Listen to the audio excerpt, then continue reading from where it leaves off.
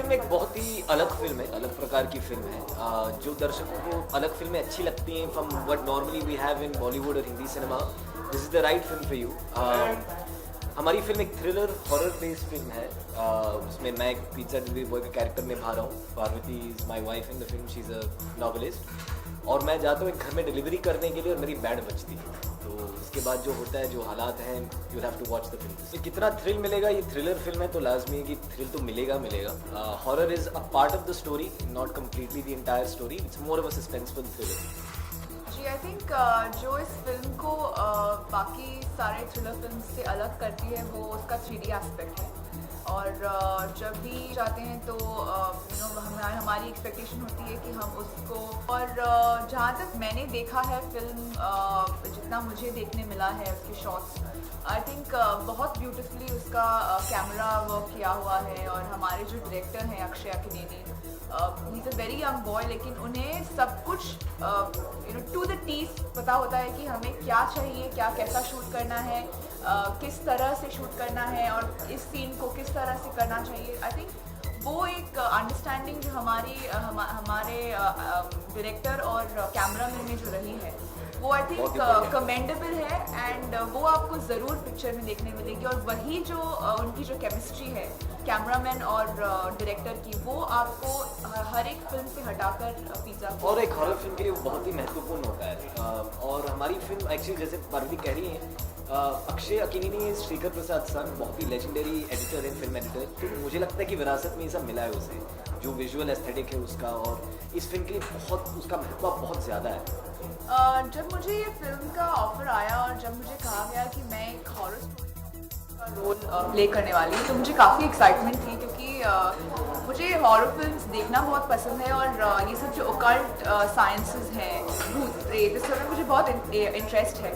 तो मुझे लगा कि शायद अगर मैं फिल्म शूट करने आऊँ ऐसा एक सस्पेंस थ्रिलर जिसमें एक हॉरर एक कंटेंट है, तो शायद कुछ मुझे एक्सपीरियंस करने को मिलेगा। But then throughout the process मैंने बहुत कुछ टेक्निकलिटीज़ जानी है इस फिल्म की।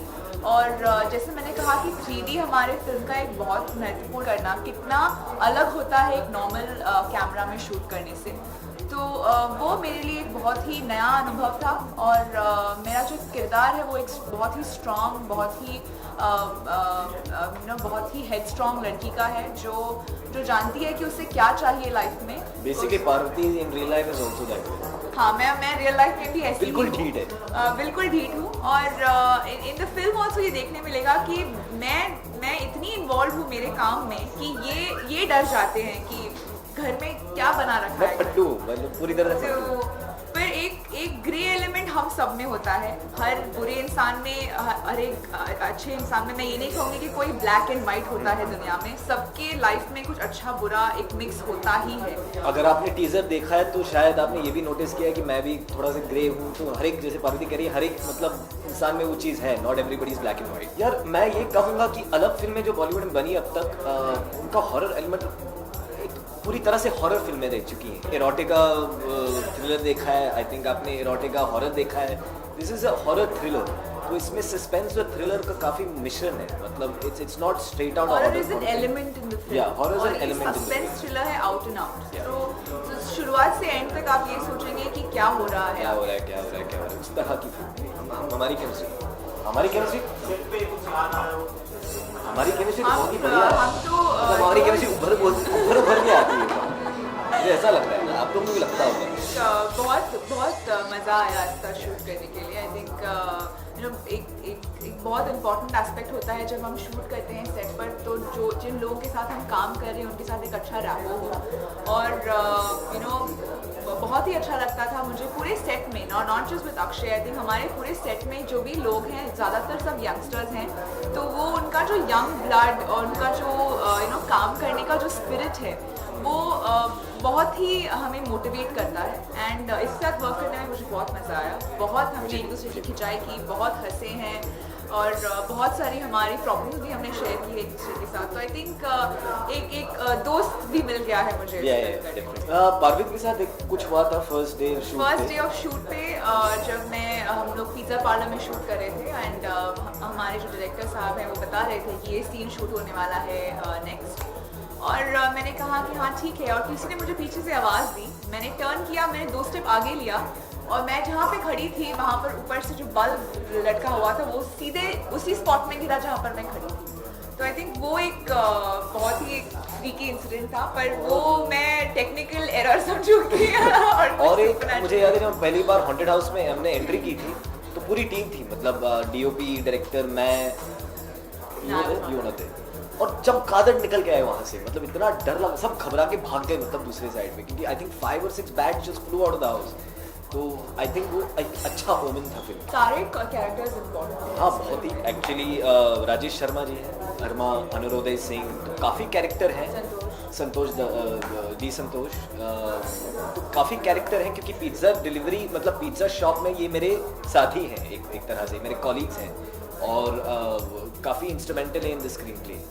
मैंने ऐसे कुछ नेगेटिव तो एक्सपीरियंस किया नहीं है, पर मुझे ऐसे लगता है कि कोई स्पिरिट है जो मेरे आसपास होती है हमेशा, पर it's never been negative to me.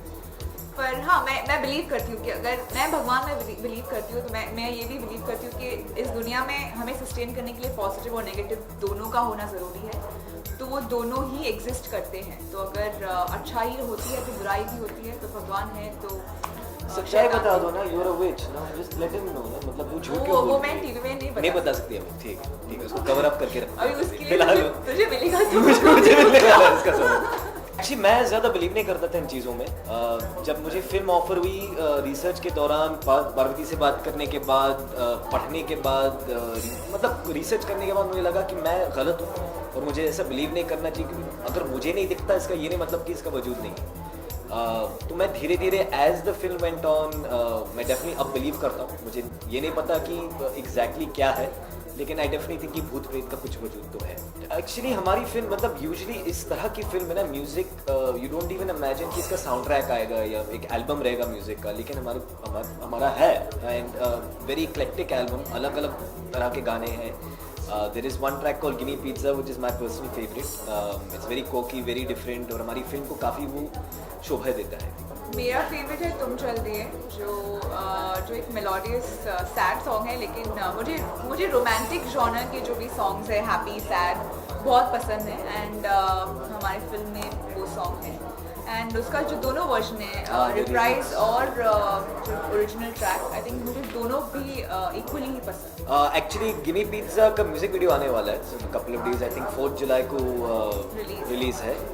We shot that separately last week. जो भाग डी के बोस के डायरेक्टर थे Sajid Shaikh, he has directed it, same space, तो he was perfect for the song, perfect for the visuals, और मैं काफ़ी excited हूँ। आप लोगों का फीडबैक मिलेगा तो वी आर एक्साइटेड बिकॉज वो भी एक ऐसे ही जॉनर में हमने बनाने की कोशिश की है, जैसे कि वो कल्ट गाना जैसा है, इमोशनल अत्याचार या डी के बोस, तो उसी जॉनर का काइंड ऑफ सॉन्ग हमने शूट किया है। यार एक्सपेक्टेशन तो बहुत है, ये चलेगी और दौड़ के चलेगी ऑन दी बात। Absolutely. I think वही एक्सपेक्टेशन सारे लोगों को होता है अपनी हर फिल्म को लेकर, एंड यार हमने बहुत मेहनत की फिल्म पे। ये हाई कॉन्सेप्ट फिल्म है, मुझे लगता है कि लोगों को पसंद आनी चाहिए। हमने प्यार से बनाई है, अब दर्शकों के ऊपर है, दे द फाइनल बॉस। 18 जुलाई को हमारी फिल्म आ रही है, प्लीज़ हमें सपोर्ट करें। बहुत अच्छी फिल्म है, बहुत अलग फिल्म है, and this is the kind of cinema we should all support and give more chances to, I think so. Please come out and watch. मुझे भी यही कहना है, क्योंकि हमारे इर्द गिर्द जितने भी ऑडियंसेस हैं वो अलग किस्म की फिल्म देखना पसंद करती है आजकल के ज़माने में। So I think they going to love pizza, and बहुत मज़ा आएगा 3D में देखने में। 18 जुलाई। मैंने इसका ओरिजिनल फिल्म तमिल में देखा था, कैमरा में देखे हुए। मैंने ये फिल्म ओरिजिनली तमिल में देखी थी, इसका नाम भी पिज़्ज़ा ही था। एंड वो फिल्म जब मैंने ऑडियंस के साथ थिएटर में देखी, मुझे काफ़ी पसंद आई। वो रिस्पॉन्स देखे मुझे ऐसा लगा कि ऐसी फिल्म हिंदी में भी बननी चाहिए जी। और जब ऐसा मुझे मौका मिला कि उसका राइट्स अवेलेबल था, तो I immediately started acting on it and I try to get the thing in place and try to put the project together. And the first person जिससे मैंने इसके बारे में बात की थी was Akshay. And Akshay and me were working together on David at that point. And even he got excited with the idea of doing the same film but in a different way in Hindi. And that's how it all started. जिन्होंने तमिल देखी है और जो ये film हमारी देखेंगे उनको पता चलेगा कि क्या डिफरेंस है आपके भी। बट हमारी तरफ से हमारी कोशिश यही रही कि हमने सिर्फ एसेंस में आइडिया में तमिल से जो ओरिजिनल से उसका इंस्पिरेशन लिया, लेकिन अक्षय ने पूरी तरह से कहानी को हिंदी मीडियम के लिए अडेप्ट किया है। काफ़ी सारी चेंजेस इसमें किए हैं, काफ़ी सारे मोमेंट्स नए रिक्रिएट किए, नए लिखे हैं। तो इसको हमने एक इंडिविजुअल नए फिल्म की तरह ही ट्रीट किया है। इनफैक्ट अक्षय ने एटलीस्ट 4-5 महीने लगाए यहाँ ये नया स्क्रिप्ट लिखने के लिए, नया स्क्रीन प्ले लिखने के लिए।